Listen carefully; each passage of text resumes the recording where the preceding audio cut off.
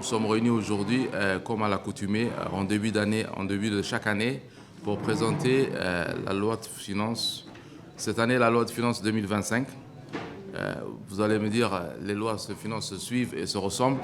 Peut-être pas. En tout cas, l'année 2025 aussi se présente dans un contexte assez difficile, effectivement. Mais elle présente aussi un certain nombre de nouveautés en termes de mesures de dépenses comme en termes de mesures de recettes.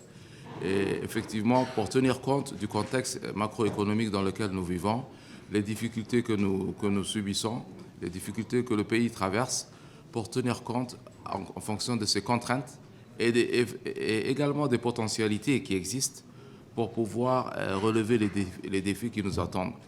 Les contraintes, bien entendu, ce sont les poids incompressibles des dépenses publiques, à commencer par la masse salariale, les dépenses de fonctionnement, les biens et services des différents ministères, les dépenses d'investissement, les dépenses de souveraineté.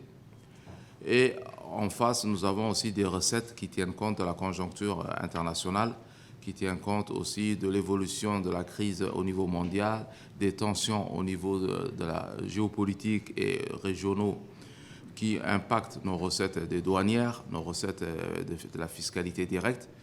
Et mis tout ça dans un paquet, des recettes dans un mode de contrainte et lié à beaucoup d'aléas en face des dépenses qui naturellement doivent augmenter et augmentent pour tenir compte des besoins sans cesse croissants de l'administration.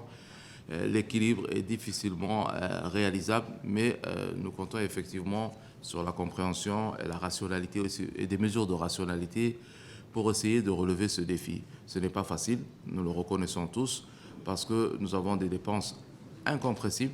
C'est la masse salariale, c'est les dépenses salariales de l'administration, du personnel de l'État, qui eux aussi répondent à des besoins sans cesse inassouvis de nombreux ministères. Et nous avons aussi des recettes sur lesquelles nous devons travailler beaucoup plus pour optimiser et renforcer le recouvrement afin d'avoir les revenus nécessaires pour pouvoir réaliser nos principales missions.